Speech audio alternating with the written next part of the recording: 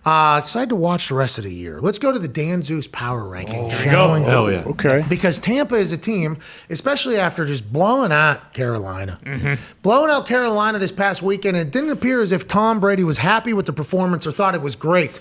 It seems like that game was a big deal because afterwards, Cam Newton alluded to retirement pretty heavily in his press conference, even though he said this might sound like a retirement thing.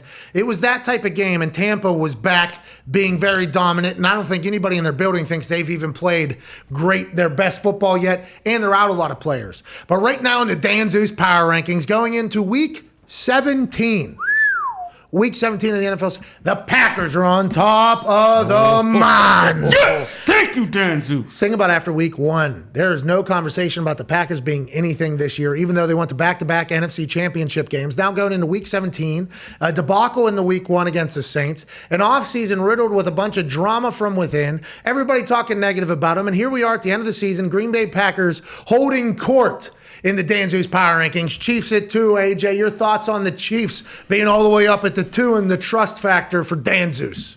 I figured I give Dan Zeus credit here. The Packers and Chiefs, if you have to say, like, okay, we're going to play a game today, give me 2 teams that you trust are going to be who we thought they were. I would say Packers Chiefs, don't you think? Well, right that's how Dan Zeus says he does his Also, ranking. does he always have 5 and 5 AFC, NFC in the top 10? Oh, I'm not sure. We would have to do more due diligence. I think this is something where he does not look at the conferences. He just does his due diligence on who he can trust going forward and in the moment. The Rams at number 3. Them getting a win with Matthew Stafford playing not good football. Schrager alluded to that. Sony Michel has the most rush yards in the month of December.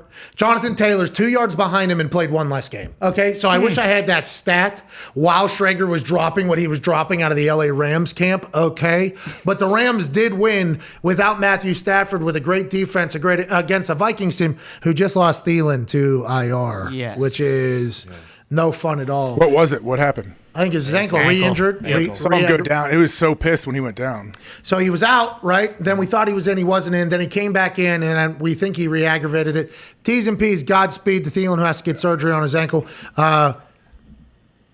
Hope recovery's quick, dude. Honestly. Good luck, Thielen. But the Rams beating the Vikings with Matthew Stafford throwing 3 picks in his own end. Big in Dan Zeus's eyes. Buccaneers at 4. This was after that Panthers win. Exactly what I was talking about there. Colts at 5. Everybody's out. We're watching the Hard Knocks tonight to see all of the motivation and rallying that's done within the building, within NFL buildings, the true talent of coaching and being able to keep an entire ship on course whenever holes are happening everywhere, especially with this nightmare that's Omicron coming through. Cowboys, Bills, Patriots, Bengals, Cardinals. Your thoughts, AJ? Yeah, I think Dan Zeus has this one pretty spot on. I like it. I mean, who's pissed? So will he do, whenever the playoffs come out, he'll Cowboys. have a playoff power rankings, right, for everyone that makes it? You would have to because there ain't nobody else playing. Will it differ from the seeding, though? Yes. Yes, Dan Zeus don't care about games that were played in 2-3 months ago that are ranking in the playoff matchups. He Dan Zeus, and I don't know if he was doing it then. What if he puts a team in that isn't in the playoffs and he puts them in his power rankings during the playoffs? Dan Zeus wouldn't do that, but that would be a power move. That would be a power rankings move. That's right. By Dan Zeus to do that. I'm better than the playoffs, actually. Yeah, that'd be awesome. That was kind of like what used to happen in college football. What do you mean?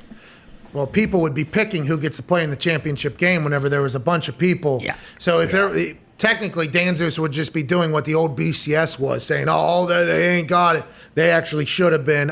Whatever the case, I think Dan Zeus would have predicted the Giants, who almost had Tom Coughlin fired when they were 4-6, and then they go on a run with Strahan. Dan Zeus would have been able to predict that because he would have said, hey, this Giants team's hotter than anybody. This Giants team is up at 2, this is at 1. So we have to take that into account. He's not just looking at the record. He's looking at who's hot now. Dan Zeus is trying to help out everybody, the official authority from the NFL. You said the only team that I think would actually be pissed about that is probably the Cowboys, because I think a lot of people think that they might be the best team in the NFC. Well, and that happens because they had a blowout victory over the Washington Yeah, what happens if they lay an egg next game? Well, which happened 2 weeks ago. They play the Cardinals in Jerry World. So this is either, kind of a, hey, Cowboys are for real, or the Cardinals, like they're an afterthought. Cardinals 10.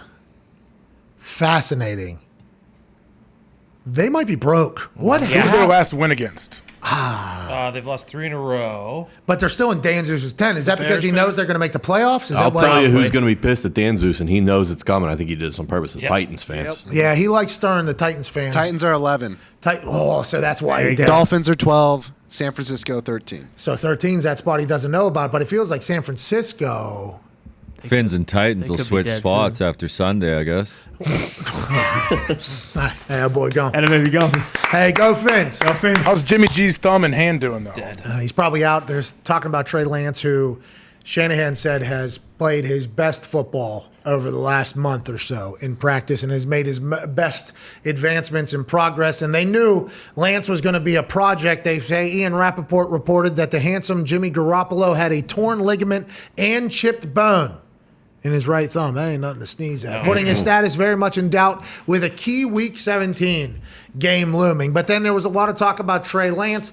I think a lot of people are expecting Trey Lance to play. I think. I'm not sure. I'm not getting a good read. It's Wednesday still. Jimmy G, not a great. I mean, what is that team? I have no clue what they are, honestly. They can be really, really good, and they can also be average, it seems. Hey, just real quick. What are the Niners? What are the Cardinals? How are the Titans? How? How are the Titans? And everything else, what are the Dallas Cowboys? Like, what? Everybody. The Titans find a way. They're one of those teams. They seem to find a way to win. The Cardinals, I don't know. I mean, do they still have that magic? Can they put it back together without Hopkins? I really don't know.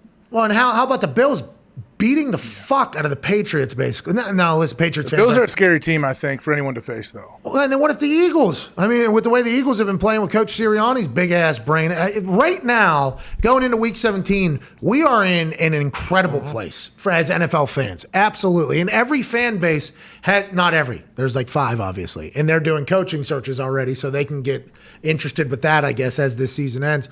But every team has a potential chance to go. And with Omicron, for instance, the Cowboys, not having it yet, they lose out. I mean, there's drastic changes that happen in everything, in every seeding and where you have to go. The only true thing, and this sounds, homerish, and I'm going to get yelled at for this. I'm going to be accused of this whole thing.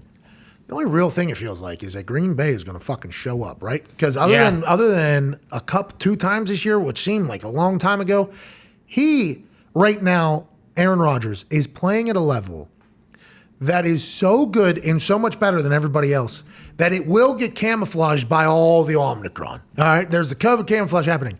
His touchdown to interception ratio over the last 15 weeks, okay, is 16.5. So I don't know what the fuck that means. 16.5 touchdowns to 1 interception.